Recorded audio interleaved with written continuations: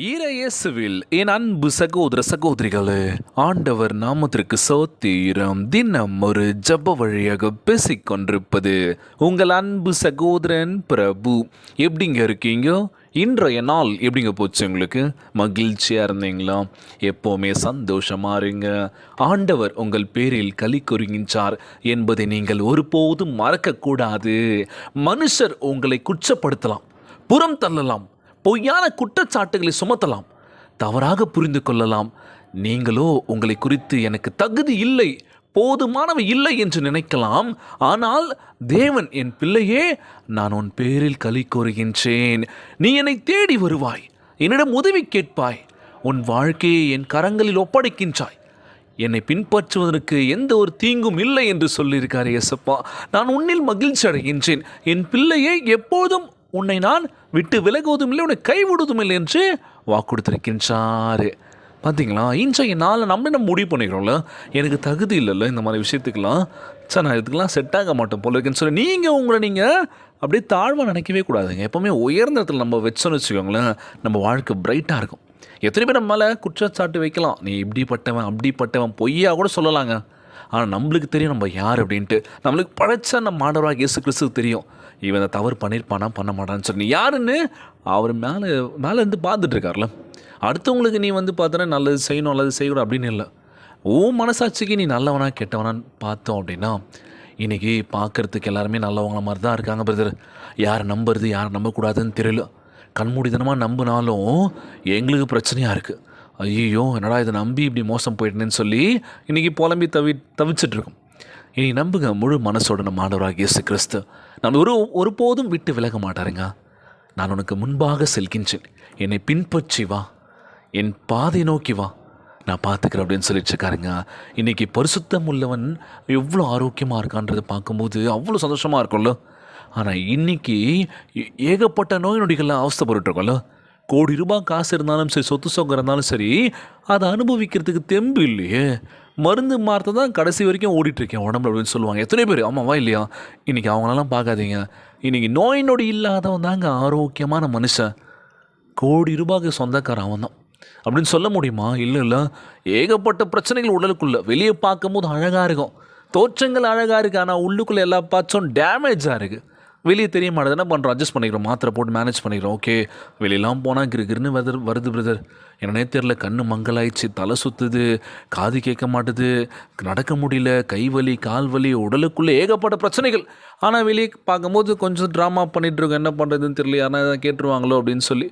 So இன்றைய நாள் நம்ம ஆண்டவராகிய இயேசு கிறிஸ்து உங்களுக்கு நல்ல ஒரு உடல் உள்ள சுகத்தை கொடுக்க போகின்றார். மகளே மகனே கலங்காத, தேவனுடைய ஆசீர்வாதத்தினாலும் நீங்கள் மகிழ்ச்சி அடைவீர்கள்.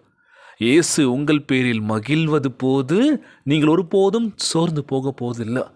இன்றைக்கி நம்ம ஆண்டவராக இயேசுக்கிற மகிழ்ச்சியை பார்த்துக்க போகிறாரு, நம்ம அவர் சந்தோஷப்படுத்த போகிறோம்ல. பரவாயில்லப்பா, இவன் திருந்திட்டான், இவன் மனம் திருந்திட்டான், இவன் வாழ்க்கையில் என்ன கேட்கணும்னு நிச்சயமாக கொடுக்க நம்ம ஆண்டவராக இயேசு கிறிஸ்து தயாராக இருக்காரല്ലോ. மேலும் இது போல் சம்பவங்கள், இது போல் தவறுகள் நீ செய்யவே கூடாது. நீ கம்பீரமாக இருக்கணும், மனசு உடஞ்சி சோர்ந்து போகாத, தவறான திசை நோக்கி போகாத. உங்ககிட்ட பேசுகிறவங்களுக்கு அன்பை கொடு, முழு மனசோட கொடு. யாரையும் பின்னாடி பேசாத, யாரையும் பின்னாடி பிடிச்சி தள்ளி விடாத. உன் வேலை என்னவோ அதை பார்த்துட்டு போயிட்டு முடிஞ்ச அளவுக்கு உதவி பண்ண, அவ்வளோதான். இல்லாதவர்களுக்கு கொடுத்து உதவி பண்ணுங்கன்ற மனம் நமக்கு இருந்துச்சுன்னு வச்சுக்கோங்க, எந்த பிரச்சனையும் இல்லைங்க. இருக்கிறத ஷேர் பண்ணுங்க, அதுதான் நம்ம ஆண்டவராகிய இயேசு கிறிஸ்து விரும்புகிறாருங்க. உன்னை நீ எப்படி நேசிக்கிறியோ அதே போல் தான் எல்லோரும் நேசிக்க பழகு.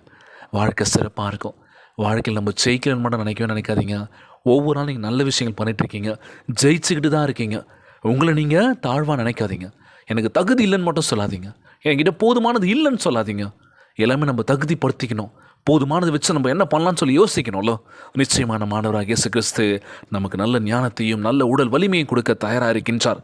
தினந்தோறும் ஜெபியுங்கள், முழு மனசோட முழு ஆன்மாவோட ஜெபிக்கின்ற வேலையில் நிச்சயமாய் வாழ்க்கையில் எல்லாமே நன்மையாக நடக்க போதுங்க.